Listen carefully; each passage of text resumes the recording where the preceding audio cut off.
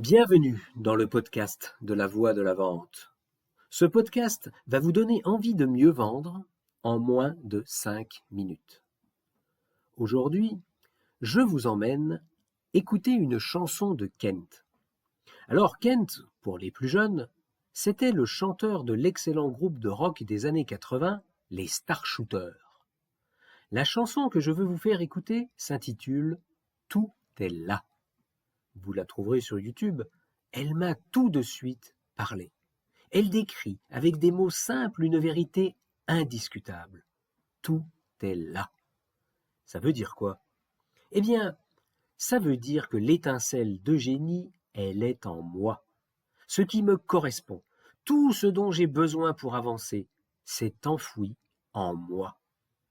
Tout est là, comme dit Kent.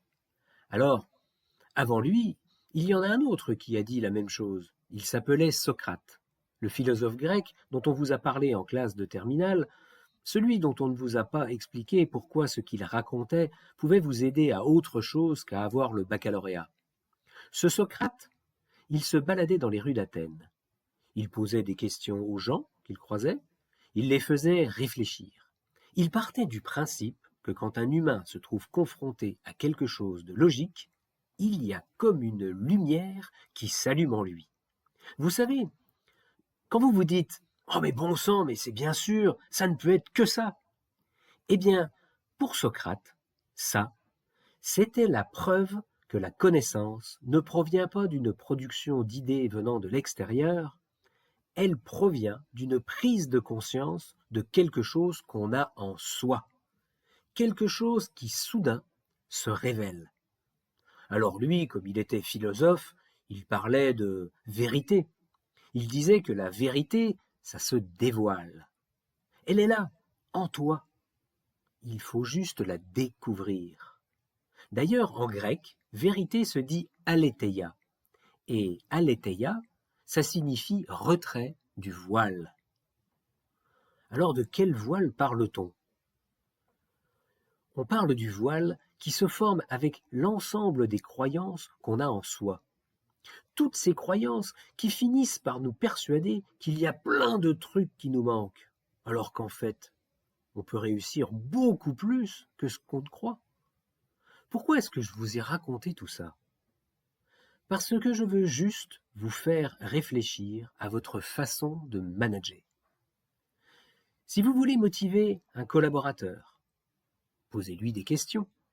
Évitez les conseils. Les conseils, ça vient de l'extérieur. Ça ne donne qu'une envie, les contredire.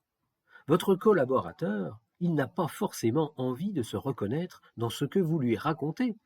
Alors que si vous réussissez à allumer la lumière, si vous faites jaillir l'étincelle, si vous réveillez le génie qui parle en lui, vous allez gagner, et lui aussi. C'est pareil avec un client. Plus l'idée viendra de lui, moins vous aurez à combattre d'objections. Le bon manager, comme le bon vendeur, n'assène pas de vérité. Il pose des questions. Pour moi, le point d'interrogation ne constitue pas du tout une marque d'ignorance, c'est une marque de sagesse. Alors, maintenant, à vous de jouer. Saisissez-vous de votre téléphone, allez sur YouTube et écoutez cette chanson de Kent. Quand c'est fait, écrivez votre façon d'agir avec vos collaborateurs, avec vos collègues, avec vos clients. Relisez ce que vous avez écrit et jugez par vous-même. Êtes-vous plutôt du genre interrogation ou conseil? Voilà. Sur ce, je vous laisse et je vous dis à jeudi prochain. À bon entendeur. Salut!